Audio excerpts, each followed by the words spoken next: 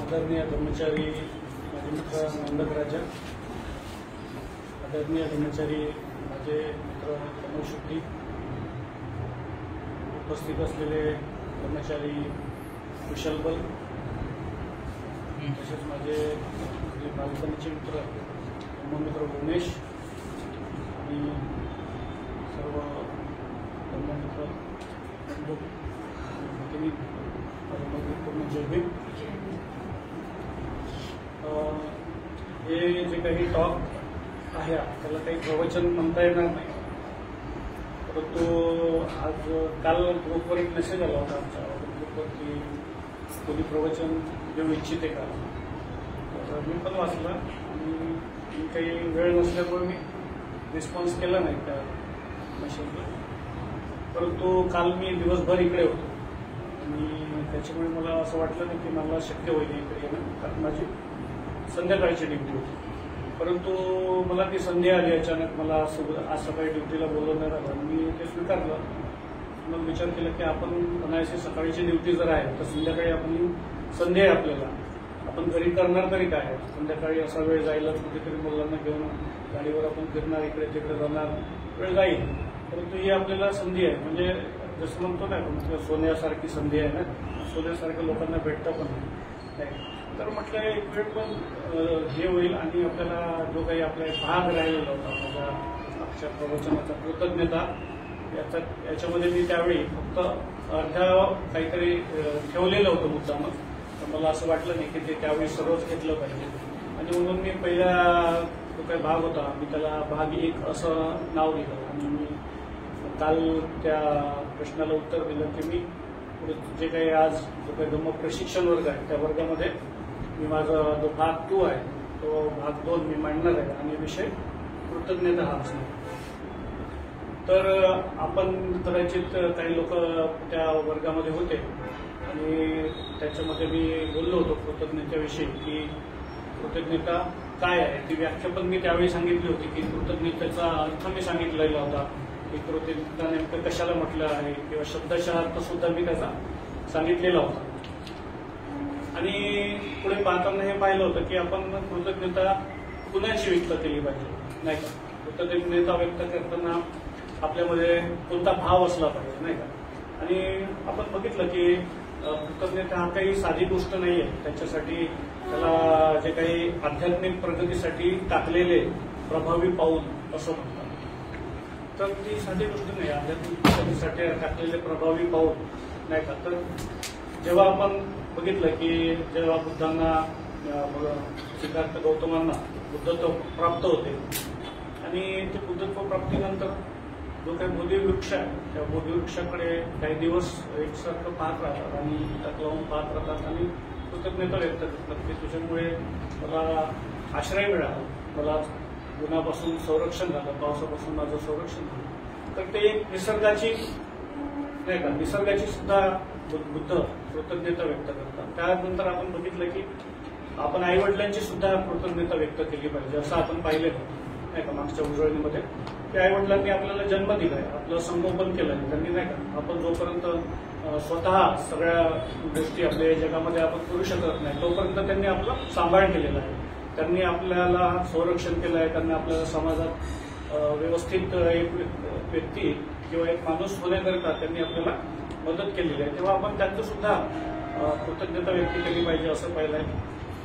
आपण आपल्या जे काही शिक्षक होते किंवा आपले जे काही गुरु होते ज्यांनी आपल्याला शैक्षणिक शिक्षण दिलेलं असतं किंवा सामाजिकरित्या कसं वावरलं पाहिजे किंवा जे काही शाळांमध्ये कॉलेजमध्ये आपण असतो आणि एका सामाजिक दृष्ट्या आपण एकत्र कसं राहिलं पाहिजे या प्रकारचं आपल्याला त्या ठिकाणी शिक्षण मिळते. तर आपण त्यांचं सुद्धा कृतज्ञता व्यक्त केली पाहिजे हे पाहिलं आहे. पुढे जाऊन आपण हे पाहिलंय की जे काही म्हणजे आपण जे काही आता ज्या ठिकाणी आपण पूर्वाश्रमीचं जे काही जीवन जगत होतो त्या जीवनातून बाहेर काढण्यासाठी जे काही बाबासाहेबांनी कष्ट सोसले आणि त्या कष्टाला आपण जाणीव ठेवली पाहिजे. म्हणजे जर आपण ती जाणीव ठेवली नाही तर आपण कृतज्ञता हा शब्द समजू शकणार नाही.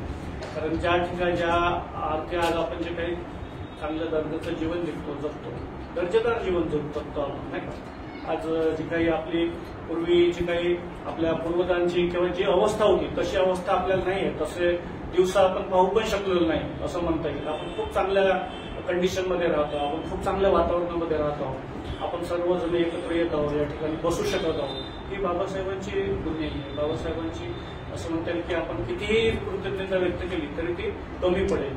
तर त्या तळागाळातून बाबासाहेबांनी आपल्याला बाहेर काढलेलं आहे आणि आज आपल्याला माझ्यासारख्या व्यक्तीला या ठिकाणी बसून बोलायची संधी निर्माण झालेली आहे ती केवळ बाबासाहेबांमुळे. तर आपण त्यांची सुद्धा कृतज्ञता व्यक्त केली पाहिजे. हे सुद्धा आपण मागच्या भागामध्ये पाहिलंय. त्यानंतर आपण बुद्धांबद्दलची सुद्धा कृतज्ञता व्यक्त केली पाहिजे. जर बुद्धांनी स्वतः त्याग केला नसता, अनेक गोष्टींचा त्यांनी त्याग केला नाही का. त्यांनी आपलं राजमहल सोडलं, आपलं घर वैभव सोडलं, आपलं ऐश्वराम सोडला नाही का. आपण सर्वांनीच वाचन केलं ग्रंथांमधून की त्यांचे 3 महल होते, वेगवेगळ्या ऋतूमधले त्यांचे नाही का महल होते आणि त्यांना सगळ्या सुखसोयी होत्या, त्यांना कशाची कमतरता नव्हती. इव्हन त्यांना बाहेरचं जगात काय चाललं याची सुद्धा हे होऊ नये म्हणून त्यांना सगळ्या गोष्टीचं संरक्षण केले जायचं. परंतु बुद्धांनी अनेक त्याग केलेले आहेत आणि त्या त्यागामधून त्यांच्या असं म्हणतील शोधातून हा धम्म निर्माण झालेला आहे. तो धम्म आज आपल्यापर्यंत आलेला आहे. तेव्हा आपण त्यांची सुद्धा कृतज्ञता व्यक्त केली पाहिजे. हे सुद्धा मी मागच्या भागामध्ये सांगितलं.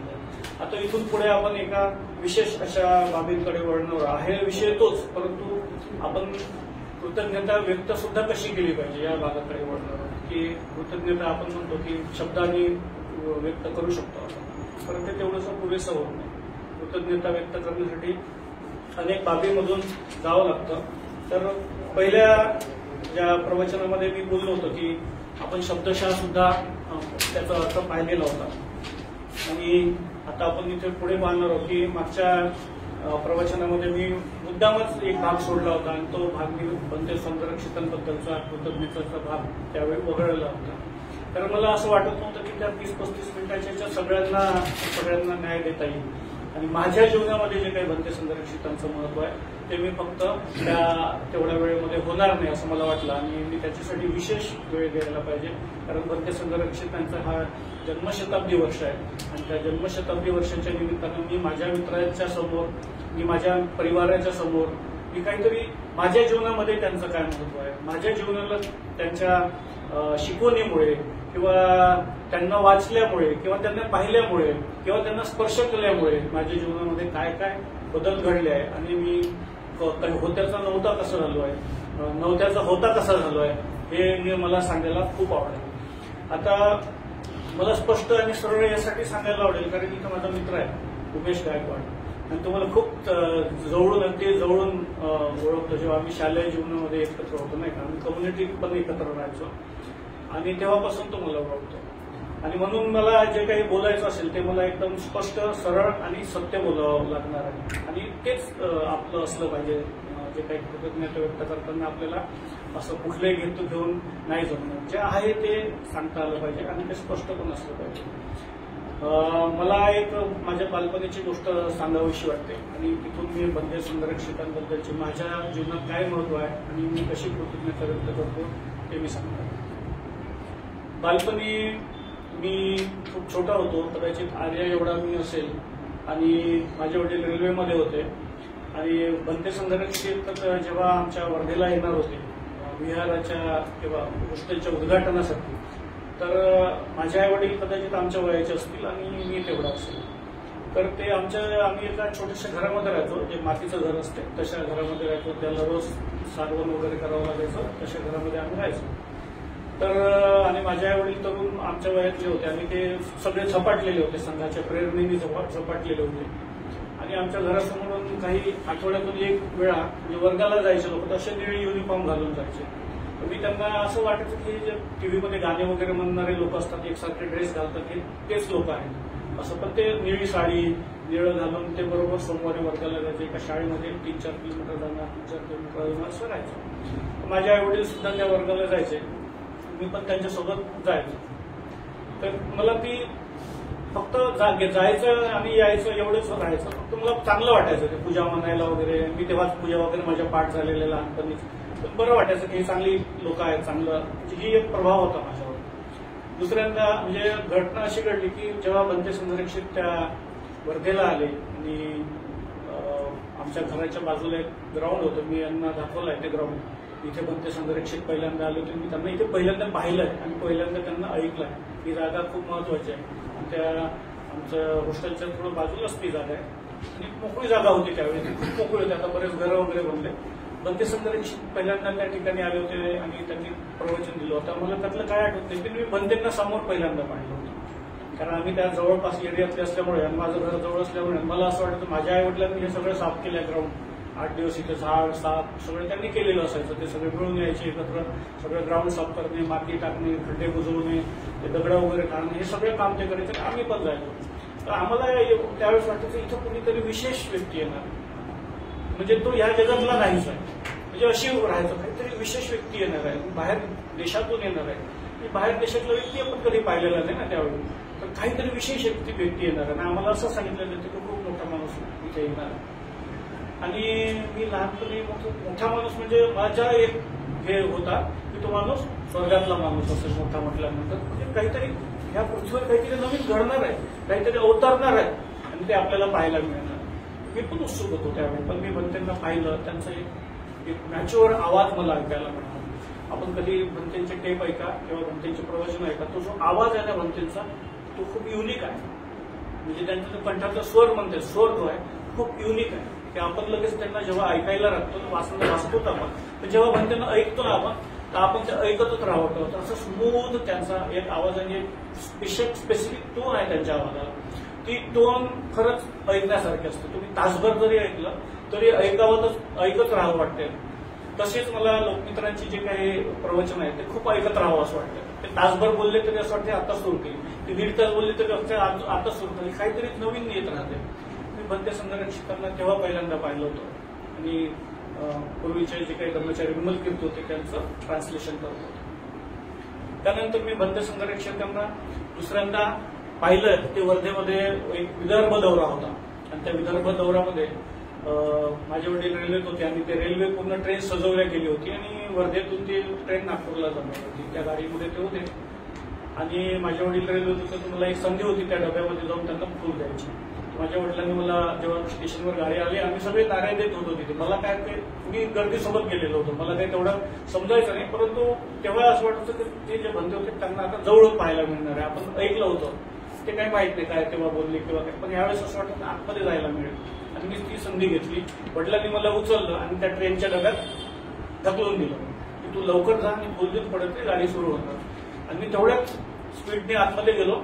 पण त्यांना खूप मी डोळे भरून पाहिलं, मन भरून पाहिलं मी त्यांना त्यावेळी. अजूनही मला आठवत होतं जेव्हा मी थोड्या वेळापूर्वी मी तवानं ध्यान करत होतो, मला बनतेचा पूर्ण चेहरा आठवत होता. बनतेच्या चेहऱ्यावर जे स्मित होतं, जे काही करुणा भाव होता त्यांच्या चेहऱ्यामध्ये, तो मला आठवत होता. अजूनही मला तो चेहरा आठवतो. आणि मी त्यांना पुष्प दिलं, पटकन जयभीम केला, त्यांना हातात हात पकडून मी त्यांना जयभीम केला वापरून आणि मी निघून गेलो. तर मला अजूनही ती घटना आठवते. तिसऱ्यांदा मी बनते संरक्षकांना पाहिलं ते बोरधरणच्या विहाराच्या उद्घाटनाच्या वेळी.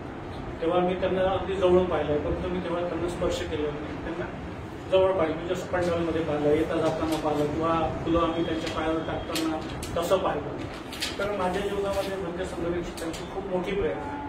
कारण त्यांनी जी काही भूमी निर्माण केली, आपल्याला आचरणासाठी जी भूमी निर्माण केली, त्याच्यामुळे आणि जी काही संधी त्यांनी निर्माण करून दिलेली आहे आपल्याला आध्यात्मिकदृष्ट्या प्रगत होण्यासाठी, आध्यात्मिकदृष्ट्या असं म्हणता येईल की विकसित होण्यासाठी जी संधी निर्माण करून दिली आहे, त्याच्याबद्दल मला त्यांची कृतज्ञता व्यक्त करावीशी वाटते.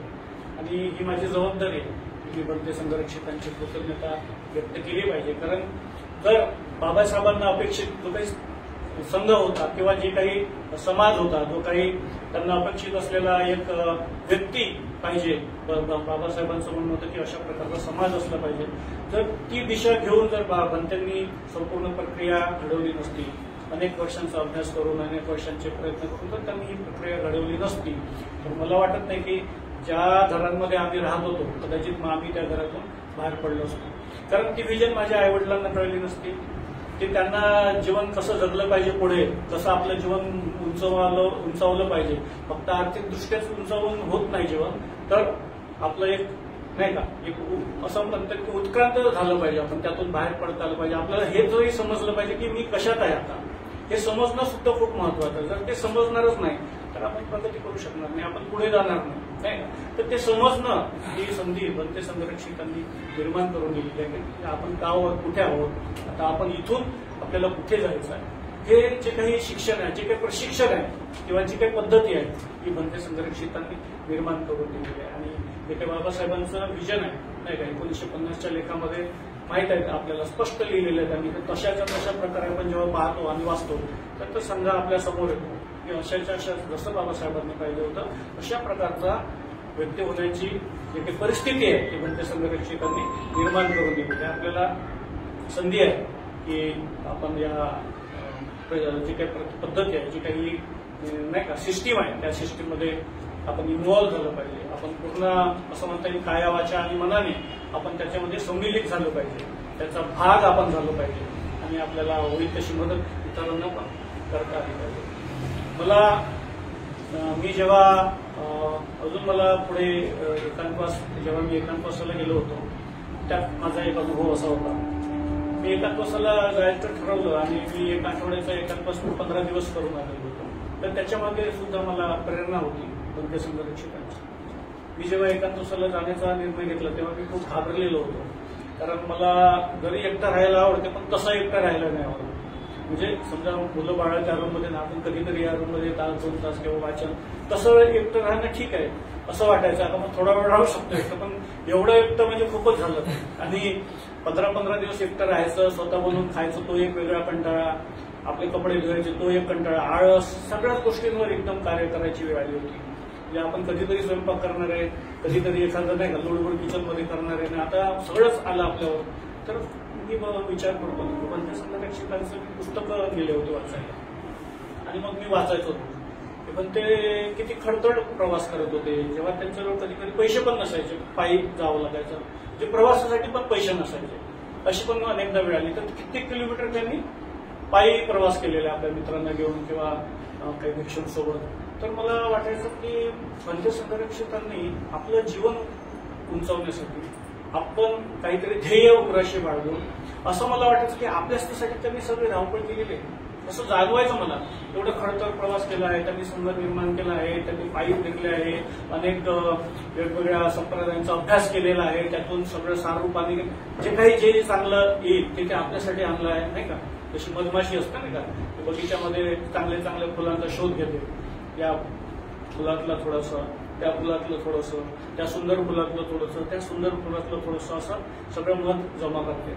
आपल्याला मध माहित आहे कसं असतं नाही का. तर ते मध त्यांनी आपल्याला असं म्हणतं संरक्षकांचा कार्यक्रम. मला ती प्रेरणा मिळायची की नाही, मी अजून बनतेचा खूप अजून सखोल अभ्यास केला पाहिजे. मी ते पुस्तकांना मी खरं सांगतो मी असं फडशा पाडल्यासारखं वाचायचो, रोज वाचायचो आणि एक एक असं वाचायचो की ते आता नाही विसरलं पाहिजे आपण. आणि प्रेरणा यायची मला आतमध्ये, वाटायचं की नाही आता आपण हे करायचं नाही आणि केलंच पाहिजे. आणि मला वाटायचं की त्यांनी एवढं खडखड जीवन, त्यांचे पण ते प्रश्न असतील ना त्यावेळी, जेवायचं कसं, राहायचं कसं, आज संध्याकाळी फिरून तिथं गेलं तर कुठे राहायचं, अनेक समस्या आलेल्या पाहिल्या की आपल्यासमोर काहीच समस्या नाही.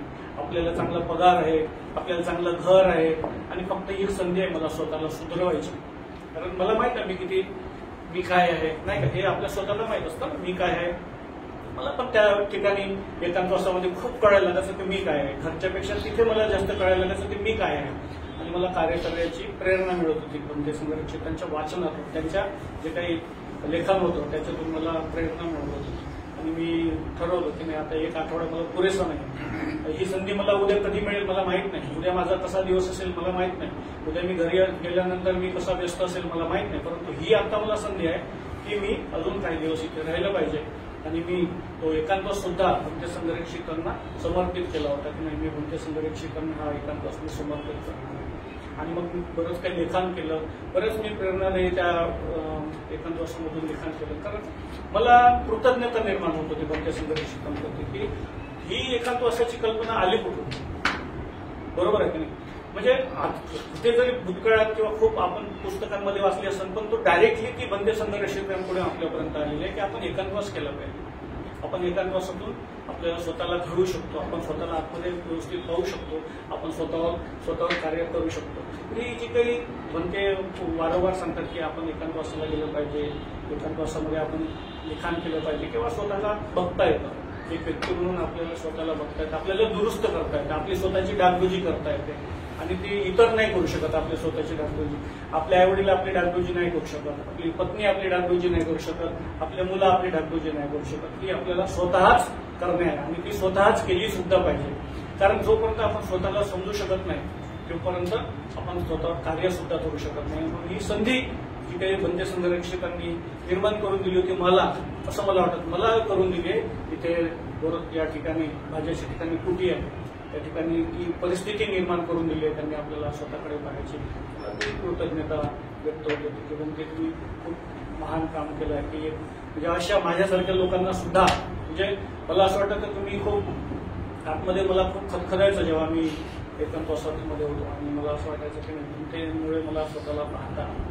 कदाचित आपण जेव्हा समाजामध्ये वावरतो किंवा घरी वावरतो ते वेगवेगळे आपले मुखवटे असतात. घरी पत्नीसमोर वेगळा मुखवटा असतो, मुलांसमोर वेगळा मुखवटा असतो, सासऱ्यांसमोर वेगळा मुखवटा असतो नाही का. परंतु जेव्हा आपण आतमध्ये शिरतो, स्वतः बाहेर न बघता जेव्हा आतमध्ये बघायला लागतो तेव्हा आपले चेहरे किती आहेत ते समोर येते आणि त्या चेहऱ्यावर काम करायला संधी बंदी संरक्षकांनी निर्माण करून दिली. म्हणून मी त्यांच्याबद्दल कृतज्ञता व्यक्त करतो. पुढे मी जाताना बघतोय की ते आपले कल्याण मित्र म्हणून आपण बंदी संरक्षकांना म्हणतो नाही का, ते आपले कल्याण मित्र आहेत. बंदी संरक्षक सुद्धा म्हणतात की मला गुरु किंवा इतर काही म्हणण्यापेक्षा मला कल्याण मित्र म्हणा, मला ते जास्त चांगलं असेल किंवा ते जास्त बरं असेल किंवा कल्याण मित्र म्हटलेलं उचित राहील नाही का. तर आपल्या आपण बघितलं पाहिजे की कल्याण मित्र ही काय संकल्पना आहे, आपल्याला ती स्पष्ट पण असली पाहिजे नाही का. जोपर्यंत आपल्याला कल्याण मित्र ही संकल्पना समजणार नाही तर आपण त्याच्यामध्ये कल्याण मित्रता घेऊ पण शकत नाही आणि कल्याण मित्रता देऊ पण शकत नाही. म्हणून आपण खूप वाचन केलं पाहिजे, बंदी संरक्षकांचं खूप वाचन केलं पाहिजे. जी काही सिस्टीम आहे या सिस्टीममध्ये इन्व्हॉल्व्ह पण झालं पाहिजे. जर आपण या सिस्टीममध्ये इन्व्हॉल्व्ह होणार नाही तर कल्याण मित्रता आपल्याला समजणार नाही. कारण आम्ही जे काही घडत आहोत, आमची काही असं म्हणणार नाही की आमच्या आता सगळं संपलेलं आहे, परंतु आम्ही जे काही सुरुवात केलेली आहे या जडणघडणीला जी सुरुवात झाली आहे ती आमची जी जडणघडण होत आहे किंवा आम्ही एक एक पाऊल पुढे जाण्याचा प्रयत्न करतो तर ते केवळ कल्याण मित्रतेच्या माध्यमातून होत आहे. आम्ही कालच मित्र होतो आणि आजच ब्रह्मचारी झालं आणि उद्याच काहीतरी होणार असं होत नाही. तर ही कल्याण मित्रतेची बाब आहे, ही कल्याण मित्रता आहे. ज्या कल्याण मित्रतेच्या प्रक्रियेतून जाऊन आपण एक एक पाऊल पुढे जातो. तर कल्याण मित्र आपल्याला काय करतात तर आध्यात्मिक उंचीवर घेऊन जाण्यास मदत करतात. म्हणून आपल्याला कल्याण मित्रांची आवश्यकता आहे, कल्याण मित्रतेची आवश्यकता आहे. कारण आपल्याला ते आध्यात्मिक उंचीवर घेऊन जातात. तर आपल्याला हे सुद्धा समजलं पाहिजे की आध्यात्मिक उंची काय आहे नाही का. जेव्हा जेव्हा आपण एक एक पाऊल पुढे जातो आणि आपली स्पष्टता वाढत जाते नाही का, बुद्ध धम्म आणि संघाबद्दलची स्पष्टता वाढत जाते, प्रयत्नांबद्दलची स्पष्टता वाढत जाते, तेव्हा तेव्हा आध्यात्मिक उंची काय असू शकते याचा आपल्याला स्पष्ट होत जाते. जसं जसं आपण हळूहळू सखोल जातो तसं तसं आध्यात्मिक उंची काय असू शकते याचा आपल्याला प्रत्यय येत असतो.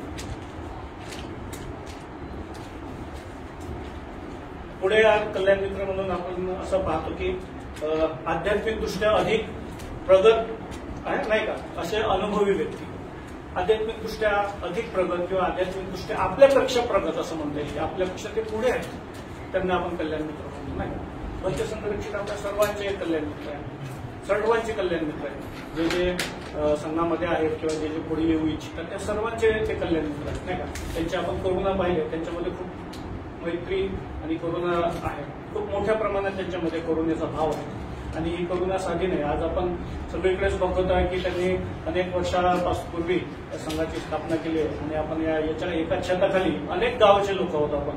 मी कुठला तरी आहे, तुम्ही कुठले तरी आहे, तुम्ही साताऱ्याचे आहे, कुणी मराठवाड्याचा आहे, कुणी विदर्भाचा आहे, परंतु या एका सूत्रामध्ये बंदी संरक्षकांनी आपल्याला बांधून ठेवलं. या एका सूत्रामध्ये त्यांनी आपल्याला आणलेलं आहे आणि हे एका सूत्र म्हणजे फक्त रत्न आहे. त्या रत्नाच्या प्रतिज्ञाबद्धता जी काही आहे त्या प्रतिज्ञाबद्धतेच्या आधारे त्यांनी आपल्याला एका सूत्रामध्ये आणलेलं.